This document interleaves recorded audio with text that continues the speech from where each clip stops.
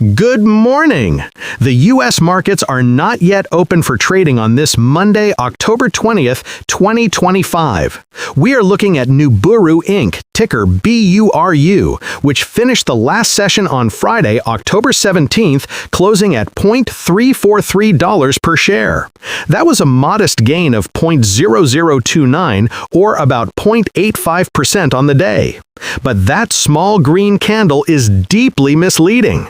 It hides the chaos underneath. The real story wasn't the price change. It was the volume. Over 98 million shares changed hands on Friday. That is a staggering figure for a company with a market cap of only around $45 million. This isn't normal trading. This is a battlefield. And what's fascinating, what many people watching this stock on their Fidelity app or Robinhood account might miss, is that this company is in the middle of a desperate high-stakes identity crisis. You might think you're looking at a small, struggling laser company, but the reality is you might be looking at the shell of one company trying to become something else entirely. Let's establish the common ground, the general expectation. When any of us, whether we're using SoFi Invest or a professional interactive broker's terminal, see a stock trading for 34 cents, we think one thing: penny stock. We see extreme risk, a company likely circling the drain, burning through its remaining capital, and probably facing a delisting notice. The expectation is that this is a pure gamble. It's the kind of stock people buy a few thousand shares of, hoping for a 100% pop on some random news, not a serious long-term investment. It's the definition of a speculative bet in a self-investing portfolio, the polar opposite of what you'd find in a managed, intelligent portfolio. And for Nuburu, that expectation is built on a foundation of very real, very poor financial performance from its original business. Now let's challenge that expectation with the much more complex reality. The market narrative that this is just a failing laser company is dangerously out of date. The truth is, Nuburu's management is aggressively trying to pivot the entire company away from its original focus and into the defense and security sector. The massive volatility we've seen, a move from 12 cents in late September to a high of 65 cents on October 8th, only to collapse back to the 30s, isn't just random penny stock noise. It is the market trying to price in this audacious and frankly incredibly risky strategic shift. You aren't just betting on blue lasers anymore, you're betting on a brand new M&A roll-up strategy, a transformation plan being executed by a new dual CEO leadership structure. This changes everything. Let's break down that recent movement because it tells the whole story. For most of September, the stock was languishing near its 52-week low of 12 cents. The market had all but given up. Then, on October 7th, the company dropped major news. It announced a binding agreement for its new subsidiary, Nuburu Defense LLC, to acquire Orbit SRL, an Italian software-as-a-service company focused on operational resilience. The stock exploded, soaring over 86% in a single day, hitting 0.48 and running to 0.65 the next. This was the first proof that the new defense pivot wasn't just talk. This was followed by news that its partner, Tecne SPA, another Italian defense firm, had secured a $6.6 million contract in Bangladesh, a deal Nuburu claimed it was instrumental in supporting. For a few days, the new narrative held. The Robinhood app was likely buzzing. But then the reality of operating a distressed public company bit back. On October 13th, the stock began to slide, and the company announced it had received a warning letter from the NYS American Exchange. Now, this is a critical distinction. This wasn't the dreaded delisting warning for its low stock price, though that remains an ongoing risk. This was a procedural violation. Nuburu had announced its new dual CEO structure on October 1st, 21st during trading hours without giving the exchange the required advance notice. It was an amateur hour mistake, and it looked terrible. It shattered the newfound confidence.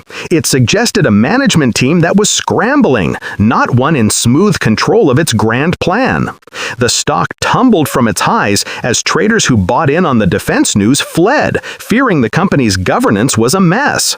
The company tried to stop the bleeding. On October 16th, just last Thursday, it issued another press release stating it had restored NYS compliance and that the matter was administrative only. This helped stabilize the price, leading to that quiet 0.85% on Friday. But the damage was done. The stock had been cut in half from its peak. This is the whiplash that 98 million shares represents. It's a war between traders betting on the defense pivot and those who see a struggling company making procedural errors while burning through its recently raised $12 million in financing. This isn't the kind of volume you see in Apple stock or Tesla stock. This is the frantic churn of a narrative in deep conflict. People using Fidelity investments for their retirement planning wouldn't touch this, but day traders using the Fidelity mobile app for high-risk plays are having a field day. So, who was Nuburu before this pivot? This is the part that gets relegated to the back of the story now. Nuburu was a pioneer in high-power blue laser technology. This is actually very interesting tech. Traditional infrared lasers, which are the industry standard, are not great at welding reflective metals like copper or aluminum. They tend to splatter, creating defects. Nuburu's blue laser, due to its shorter wavelength, is absorbed much more efficiently by these metals.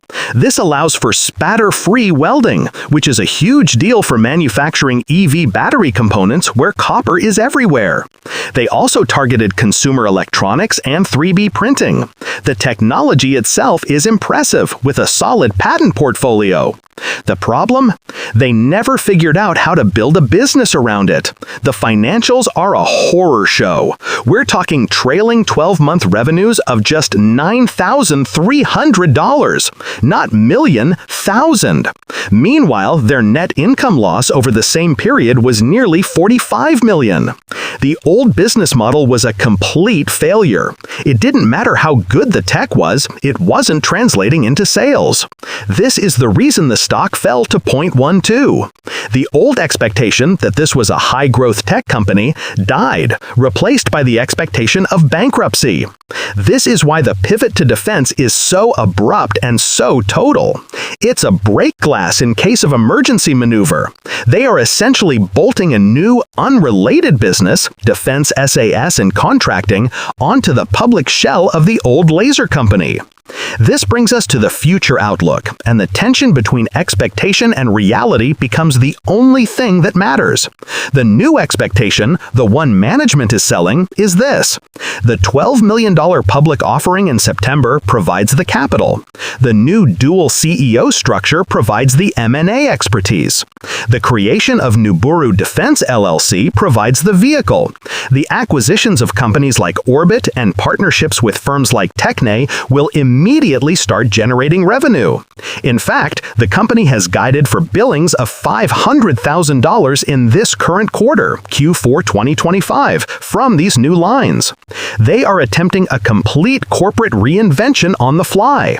They want investors to stop looking at the failed laser business and start valuing them as an emerging defense tech conglomerate.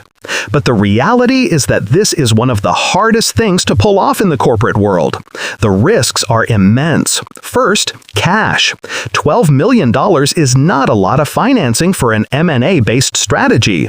It can be burned through very quickly. Second, execution. Can a board and management team that failed to commercialize their own world-class laser technology successfully integrate and manage a portfolio of other companies, especially in a complex field like defense SAS? The NYSE warning letter, even if just administrative, does not inspire confidence in their operational discipline. Third, the underlying business is still bleeding. What happens to the core blue laser tech? Is it being sold off? Is it being repurposed for defense? Or is it just a cash-burning anchor while they try to build the new boat? This is the kind of high-risk play that online investing platforms like Robinhood and SoFi are built for, but it's a world away from a diversified Schwab intelligent portfolios. Here's a question for everyone watching. Comment below. Are you holding BURU for the original blue laser technology, or are you betting entirely on this new defense pivot? I'm very curious to see what the sentiment is. This is not a stock like Nvidia stock, where you're analyzing GPU market share and AI data center spend. This is a special situations play. The bull case is that you are getting in on the ground floor of a new defense company at a $45 million market cap. If they successfully acquire Orbit, and if the Techne partnership, which supposedly has a $500 million order portfolio, yields real high-margin business for Nuburu, this $0.34 stock could be a 10-bagger. You'd be crazy not to put some speculative funds into it through your individual brokerage account. The bear case is that this is a Hail Mary pass. It's a company with a history of failure now trying to buy its way into a